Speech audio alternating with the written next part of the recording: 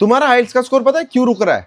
क्योंकि तुम लोगों ने ना बहुत सारे मिसकंसेप्शंस लोगों से उठा के, समाज से उठा के और इंटरनेट से उठा के अपनी जिंदगी में भर लिए हैं, और यही सारे मिसकंसेप्शंस और मिथ्स मैं क्लियर करने वाला हूं तुम्हारे।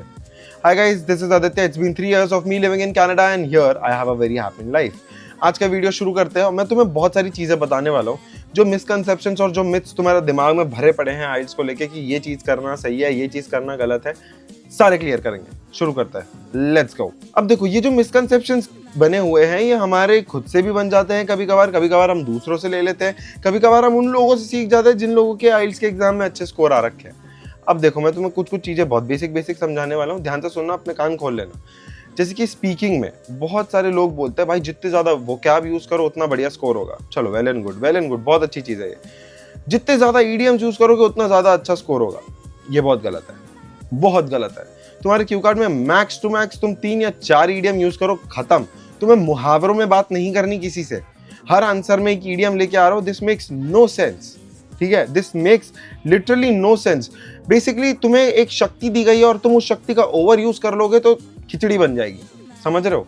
इमेजिन करो मैं तुमसे बात कर रहा हूं और मैं सिर्फ मुहावरे ही बोले जा रहा हूं, सिर्फ ईडीएम्स ही बोले जा रहा हूं पूरी कॉन्वर्सेशन में तुम्हें समझाने के लिए। तुम्हें हंसी आएगी? तुम नेटिव स्पीकर साउंड करने के बजाय तुम एक ऐसा साउंड करोगे जैसे कि कोई पपेट हो, सिर्फ रट के आया हो सब चीजें। और इसीलिए तुम्हारा बैंड डिस्क्रिप्टर स्कोर सीधा 6 से शुरू होता है। भले से कितने भी अच्छे इडियम्स हो, भले से कितनी भी अच्छी वोकैबुलरी हो, पर ये आंसर मगअप आंसर्स की कैटेगरी में आ जाते हैं। समझे? अब रीडिंग वाले मिथ मैं तुम्हें बताता हूँ। ठीक है, कुछ लोग बोलते हैं कि भाई एक एक सेंटेंस धीरे धीरे पढ़ो, समझ के चलो, हर चीजें एकदम ध्यान से समझ के चलो, टाइम निकल जाएगा, टाइम निकल जाएगा, कुछ नहीं बचेगा। स्किमिंग स्कैनिंग तुम्हारा भविष्य तय करेगी। ठीक है, अगर तुम एक एक सेंटेंस, एक एक वर्ड आराम से प्रेम पूर्वक पढ़ने लगे, हो गया खत्म, हो गया खत्म। एक पैराग्राफ 10 मिनट में पढ़ लोगे तुम, हो गया। और फिर भी आगे वाले तो रह गए ठन गोपाला।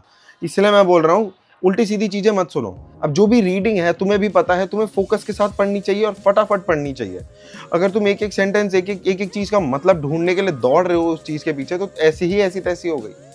मुझे पता है लिस्ट ऑफ हेडिंग्स के टाइम पे तुम्हें सब कुछ चीजें बहुत फोकस के साथ पढ़नी पड़ती है, पर यार वो फोकस के लिए ना तुम्हें स्पीड बनानी पड़ती है। एकदम ऐसे कछुए की तरह नहीं पढ़ सकते तुम, समझे? और बाकी के क्वेश्चन टाइप्स के लिए तो तुम्हें तो भाई स्किमिंग स्कैनिंग आनी चाहिए। लोग लिटरली मेरे मुंह पे बोल के गए, लिटरली कमेंट सेक्शन में भी लिखा है स्किमिंग स्कैनिंग से कुछ नहीं होता। तो मैंने तो अपना स्कोर मजाक में निकाला है, दूसरे लोग तो मजाक ही कर रहे हैं अपनी जिंदगी में अभी तक। स्किमिंग स्कैनिंग से बहुत कुछ होता है, प्रैक्टिस करो। देखो, ये लोग वो है जिन लोगों से स्किमिंग स्कैनिंग नहीं हो रही। तो तुम्हें अगर ये चीज से समझनी है तो मैं तुम्हें बता रहा हूँ, तुम्हें ज्यादा से ज्यादा प्रैक्टिस करने की जरूरत है। समझे? राइटिंग के मिथ के, दूसरों के आइडियाज मत पढ़ो वरना तुम खुद से आइडियाज बना नहीं पाओगे। क्यों नहीं पढ़े भाई? ऐसे ही सीखता है इंसान, बचपन से लेकर अभी तक ऐसे ही सीखते हैं लोग। आइडियाज को तुम ऐसे नहीं बोल सकते आइडिया आ जा नीचे, ऐसे नहीं आने वाला, ऐसे नहीं होता। जितनी ज्यादा तुम सराउंडिंग से चीजें समझोगे, जितनी ज्यादा तुम सराउंडिंग से चीजें उठाओगे, तब जाके चीजें बनेंगी। जैसे कि मैंने आज न्यूज़पेपर में खोल के पढ़ा कि AI is very dangerous for humans now. ठीक है, अब मेरे सामने एक राइटिंग टास्क है, उसमें है technology is good for humans और बैड। अब एआई डेंजरस पढ़ रखा है मैंने, तो भाई मैं तो लिख दूंगा ना कि एआई डेंजरस है, मेरे पास तो आइडियाज पड़े हैं, मैं लिख दूंगा। तुम्हें हर जगह अपना दिमाग नहीं लगाना होता, पता है? हर जगह नहीं लगाना होता। और इन लोगों की तो बिल्कुल बात नहीं सुननी होती, जो लोग ऐसे फोड़ भी रखे हो ना आइल्स में और बस तुम्हें उल्टी सीधी एडवाइस दे रहे हो। कभी कभार तुम्हें भी अंदर से थोड़ी गट फीलिंग आती होगी, यार ये बोल के तो कुछ उल्टा ही गया है। सुना करो अपनी गट फीलिंग, समझे? और अगर रीवेरीफाई करना हो ना तो चैट जीपीटी पे चले जाओ, क्या मैं ये सही कर रहा हूँ, क्या मैं ये गलत कर रहा हूँ? भाई वो एआई है, वो समझ जाता है आजकल अपना पर्सपेक्टिव और हमारे दिमाग की थिंकिंग पैटर्न, वो सही आंसर करेगा तुम्हें, समझे?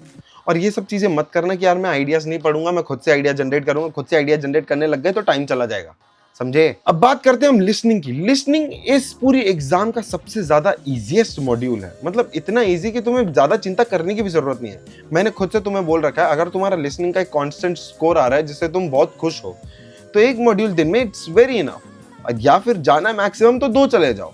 पर ये लोग आके बोल रहे हैं लिसनिंग हमेशा 3 होनी चाहिए दिन में, 3 लिसनिंग, 3 राइटिंग, 3 रीडिंग। बैंड बजा दो इंसान की। देखो, अगर तुम ओवर प्रैक्टिस करोगे कोई भी चीज, तुम इतना बुरा बर्नआउट होगे ना कि तुम्हारी ऐसी तैसी हो जाएगी। ये एग्जाम कोई रॉकेट साइंस नहीं है जिसमें तुम अपना लॉजिक लगा सको। ठीक है, जैसे कि फिजिक्स की एग्जाम चल रही हो भाई, तुम लॉजिक लगा रहे हो, फॉर्मूले लगा रहे हो, समझ रहे हो, तो भाई इंटरेस्ट बना रहेगा। ये लैंग्वेज की एग्जाम है, अब तुम कहां से क्या ले आओगे भाई? कितनी ही देर पढ़ोगे एक लैंग्वेज को? कितनी ही देर। वही मैं बोल रहा हूं, ये लोग फालतू का ज्ञान देंगे तुम्हें, प्लीज मत सुनना। और प्लीज एक जगह ना फोकस करते हुए चलना, और उल्टी सीधी कोई अपने बार बार पैटर्न चेंज करने की जरूरत नहीं है। यार इस बंदे ने ये बोला तो मैं ये ट्राई कर लेता हूँ, इस बंदे ने ये बोला इसका स्कोर ज्यादा है मैं ये ट्राई कर लेता हूँ। नहीं, एक पैटर्न बनाओ और उसी पे चलते रहो। यार तुम बार बार ना 2-3 नाव पे पैर रखोगे ना तो ऐसे ही डूब जाओगे, समझे। एक नाव पे पैर रखो और सीधा सीधा चलो, बार बार अपने ही झोल झपाटे में मत फंसो, समझे। आई have a very crazy announcement before I and this video. This video is not a regular video. This video is going to be a Q&A video very soon. The comment section is always open for everybody. जो भी तुम्हारे doubts है, जो भी चीजें हैं, इस video के नीचे लिख दो। जब मैं Q&A वीडियो बनाऊंगा तो तुम्हारे सारे डाउट्स क्लियर कर दूंगा और तुम लोग मेरे वीडियो का पार्ट बन जाओगे। जो भी डाउट्स है, जो भी क्वेश्चंस है, जो भी सवाल है, बिंदास लिखो, समझे। तुम्हारी लाइफ इजी हो जाएगी और मैं खुश हो जाऊंगा, समझ रहे हो। ध्यान से प्रैक्टिस करना, इवैल्यूएट करना, आगे बढ़ना। उल्टी सीधी लोगों की बातों में बिल्कुल मत फंसना, खुद पे फोकस रखना और कहीं और ध्यान मत देना। एक पैटर्न बनाओ, उसी पे चलो, प्रोग्रेस ट्रैक करो, सेल्फ इवैल्यूएट करो, प्रैक्टिस करते रहो, खत्म। ये आइल्स की एग्जाम ऐसे ही निकल जाएगी, समझे।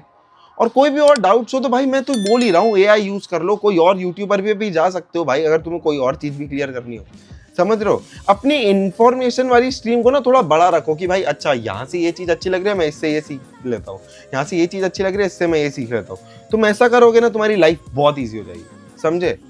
प्रैक्टिस करते रहना और प्लीज जो भी डाउट्स हो बिल्कुल कॉमेंट करो, और उल्टे सीधे कोई कॉमेंट नहीं करेगा, ठीक है, मैं पहले बता रहा हूँ। फटाफट से कॉमेंट करो जो भी डाउट्स है। तुम अगर ओवर एक्सप्लेन करोगे पैराग्राफ में तो मैं अच्छे से समझ पाऊंगा।